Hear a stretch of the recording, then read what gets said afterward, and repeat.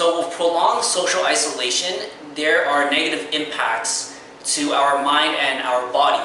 As humans, we are social creatures, and there's a want and need for us to socialize with other people, but we can't do that during this pandemic. What it does to us is that it makes us more irritable, more restless, and more anxious. So usually we would have this social support from other people, our friends, our family, loved ones, partners, to help relieve all of these feelings, negative feelings, but we can't do that right now because of quarantine and self-distancing and self-isolation. So how does social isolation affect our minds and our brain?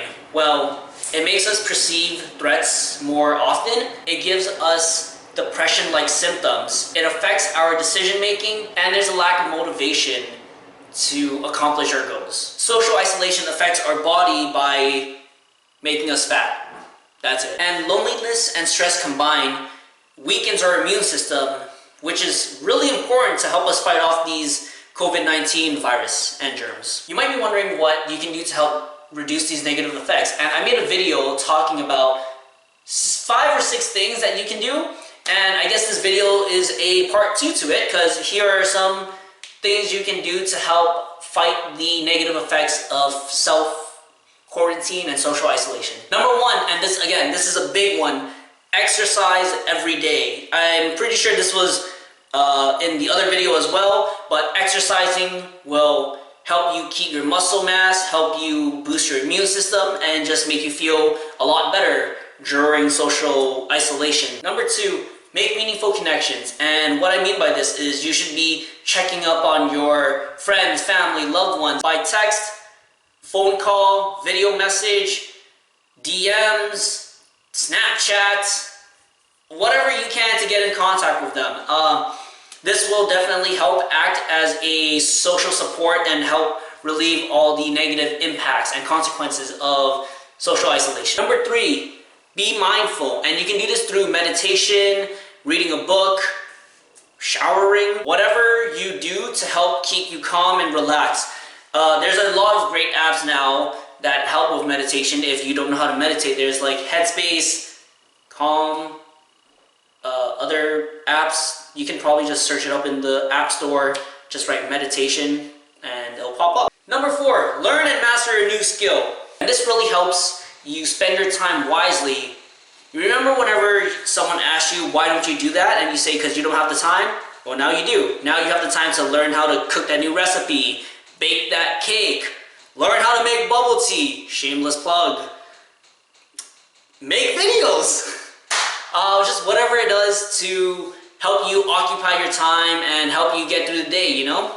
Number 5, improve your sleep schedule. Just because we're at home, isolated and quarantined from the world, doesn't mean your sleep quality and sleep schedule needs to go down the drain like the rest of the world. Having a good sleep schedule and having good sleep quality will definitely help your body and mind recover from the day and help you handle the stress of all that's happening outside in a much better way than if you're not having good sleep. Number 6, prepare and plan for the future. The world will eventually go back to normal, and with this time, make good use of it. Make sure your future plans and goals are set and that you do everything in your power to have that all ready for when we go back to normal life, basically. Again, you have so much time on your hands now, so look into that career you wanted to look into. Apply for those graduate programs you want to do. That's me. And just make sure that everything is set for when life goes back to normal, so that way you're not caught with your pants down. Number 7, remove the news. And what I mean by this is, it's nice to stay updated on what's going on, but it's also good to not have so much negativity come at you 24/7, because right now we all know that COVID-19 cases are rising, death toll is rising, more states and countries are going into emergencies and lockdowns and all that stuff, and that's just get rid of all of that, all right? It's good to stay up to date and keep tabs on what's going on, but just remember that if you're overwhelming yourself with the news and all its negativity, then that's gonna impact your mind and body as well. So there you have it, 7 more things that you can do to get through quarantine, social isolation, and I guess this one's more tailored to fighting the negative effects of it. So you can see it as 7 more things to help you get through quarantine, or 7 things to fight the negativity of quarantine. I have no idea which one I'm going to call it. I'll probably call it the former, but that's fine with me. Alright, so if you like this video, please like and subscribe. If you have any more suggestions, put them in the comment section below, and I will see you in the next one. Peace.